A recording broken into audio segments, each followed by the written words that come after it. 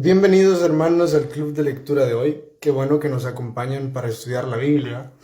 Esperamos de que tengan su Biblia abierta y esperamos de que estén preparados para lo que el Señor va a hablar el día de hoy a través de Josué capítulo 9 y Josué capítulo 10.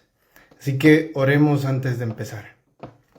Jesús, gracias por darnos la oportunidad de conocerte a través de este libro.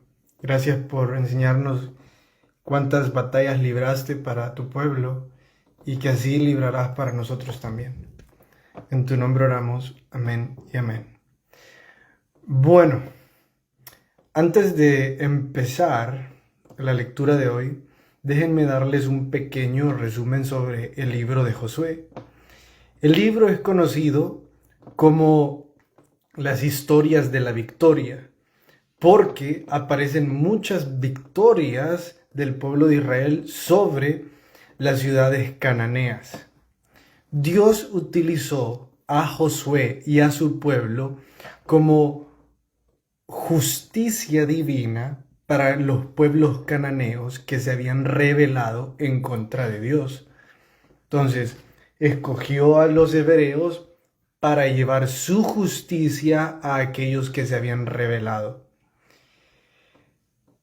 El propósito no era la aniquilación de todos. El propósito no era que muchos hombres y mujeres fueran asesinados. El propósito era traer justicia a todas las ciudades que habían sido paganas y que habían sido muy idólatras, que habían estado ofendiendo a Dios con su comportamiento y con sus creencias. Una de las pruebas de lo que les estoy diciendo es la historia que leímos a principio de semana. No, creo que el miércoles la leímos. El miércoles o el martes. Que fue la historia de Rahab, una mujer que había practicado la prostitución, se arrepintió y pidió misericordia. Y el pueblo le entregó misericordia. Dios mismo le otorgó misericordia. Lo que cada una de esas ciudades cananeas debieron de haber hecho era lo mismo que Rahab. Arrepentirse y decir, verdaderamente su Dios existe, quiero que sea mi Dios y voy a seguir lo necesario para que se convierta en mi Dios. Lastimosamente, hoy vamos a ver a una confederación de 5 reyes que, lejos de buscar el arrepentimiento, hacen guerra contra Israel. Esta confederación de 5 reyes resultó en facilitar la conquista de la tierra prometida y no en dificultad. Es que al final de la historia ustedes se van a dar cuenta de que estos 5 reyes se unieron con el propósito de destruir a los israelitas. Pero como suele hacer Dios, que lo que el enemigo ocupa para nuestro mal, Dios lo ocupa para nuestra bendición, vamos a ver que al ellos unirse, facilitaron la conquista, porque obtuvieron lo que restaba de que había de ser conquistado en ese momento en un solo día.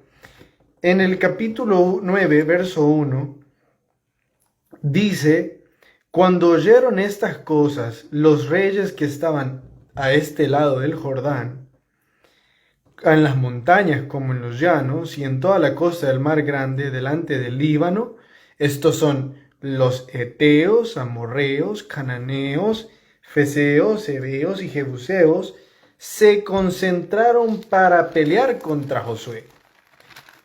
Antes de irnos a la historia de los gabaonitas, vamos a ver que esta confederación llevaba por nombres, en el capítulo de hoy dice, a Adonisedec, rey de Jerusalén, y llevaba a otros.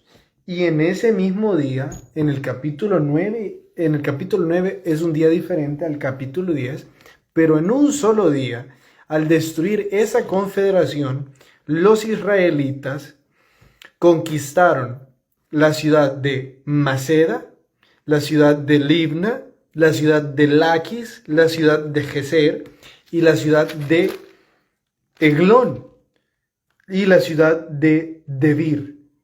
Imagínense cuántas ciudades en un solo día. Es curioso que lo que ellos habían planeado para mal de Israel, Dios lo ocupó para su bendición. Era importante que viéramos esto porque exponencialmente vemos aquí la conquista. Es que habían venido de ciudad en ciudad y ahora vemos que de una vez la gráfica sube a 5 o 6 ciudades de una vez en un solo día. Entonces es un crecimiento exponencial, un crecimiento bastante rápido. Y Dios hace así, Dios es el que lo quiere así. Ellos tramaron para mal, pero Dios lo ocupó para su bien. Entonces, eso como un breve resumen, recordando de que Dios en ningún momento quiso la aniquilación de ellos. El pueblo de Israel estaba ahí para mostrar la ruta hacia Dios, pero ellos, lejos de hacerlo, hicieron una confederación para asesinar a los israelitas. La primera pregunta hoy sí de nuestra guía de hoy dice: estrategia que usa el enemigo contra los hijos de Dios y qué debemos de estar atentos. La primera herramienta que nosotros vamos a ver en el capítulo 9 específicamente, al inicio, es la autosuficiencia. Lo que pasa es que Josué y los israelitas venían de una racha ganadora, venían de muchas victorias. Es algo así como los cristianos cuando dicen ando en victoria, se sienten poderosos, capaces de hacer cualquier cosa. La autosuficiencia es uno de los caminos más cercanos a la perdición.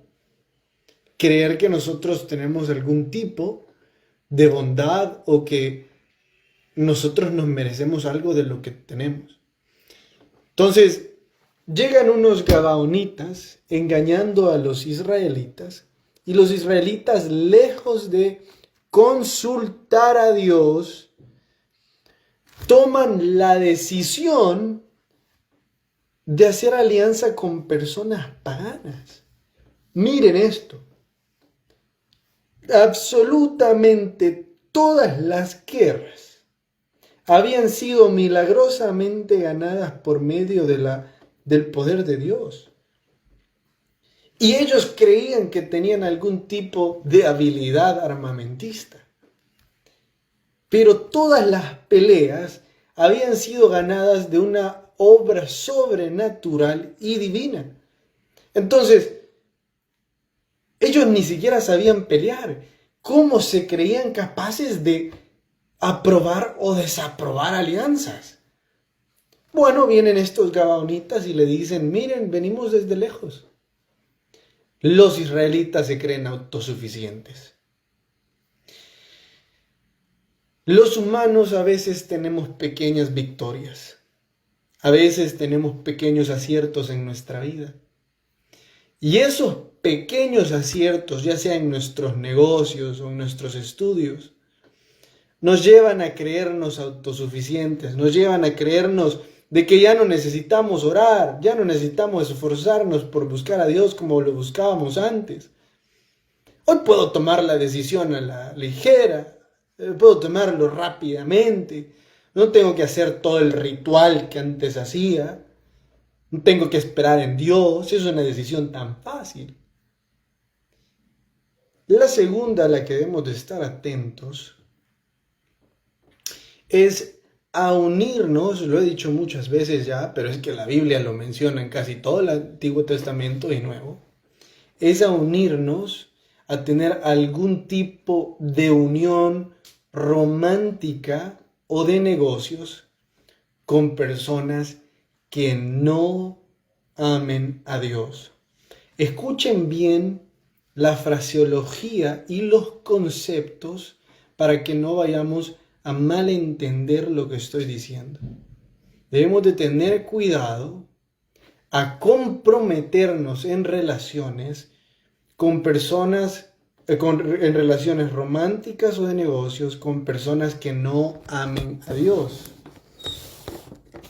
Noten que cuando digo comprometernos es que nuestros negocios, nuestras relaciones románticas dependan de alguna forma directa de alguien que no ama a Dios.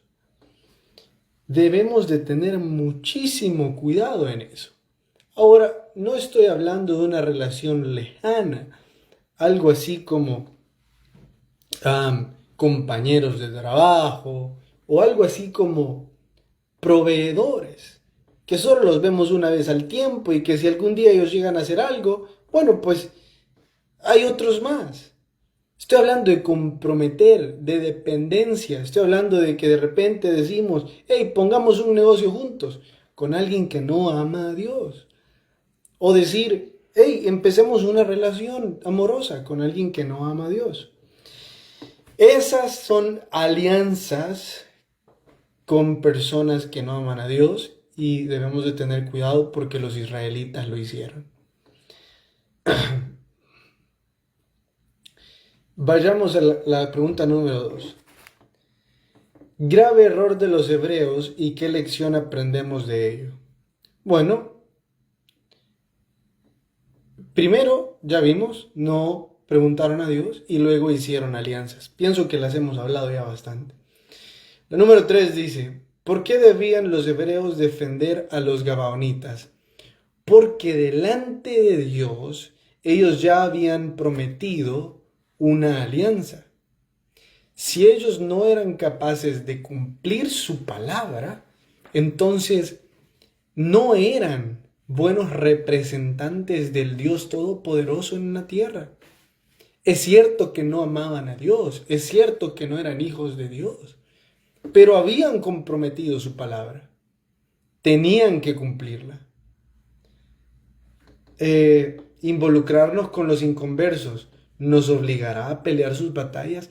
Precisamente esa es la razón por la que tenemos que tener cuidado de las alianzas con los que no amen a Dios. Porque si nos involucramos en una relación amorosa, estamos obligados a participar en actividades con esa persona. Estamos obligados a cuidarle, estamos obligados a estar tiempo con esa persona. Y si esa persona no ama a Dios, le va a fastidiar ir a la iglesia. Y nosotros estamos obligados a buscar lo mejor. Y va a ser algo bastante difícil para esa persona estar yendo a la iglesia y para nosotros también. ¿Por qué ganaban estas batallas y cuál debe de ser nuestra meta? La razón por la que ganaban estas batallas la dice el capítulo 10, verso 14. Y no hubo día como aquel, ni antes ni después, habiendo atendido Jehová la voz de un hombre, porque Jehová pelea por Israel. La razón por la que el pueblo de Israel ganaba era porque Dios estaba en medio. No hay ninguna otra razón. Vamos a responder la primera pregunta del libro. Dice, el niño es el padre del hombre. Es bastante curiosa esta frase porque puede parecer bastante confusa porque es un juego de palabras. El niño es el padre del hombre. Pero lo que el escritor quiso decir ahí es que nosotros, los adultos, somos el producto directo de nuestra propia infancia, de lo que hemos vivido. Muchas veces nosotros llegamos a reflejar en nuestra adultez lo que pasamos en nuestra niñez. Escuela de fracasos. Lo que dice el doctor Dobson es que la autoestima de los niños se aplica a la de los adultos. Todos hemos pasado momentos difíciles en nuestra vida. Todos batallamos con las mismas cosas. Bueno, hermanos, espero que hayan disfrutado la lectura de hoy. Espero que sigan disfrutando el libro de Josué. Nos vemos el próximo lunes a la misma hora.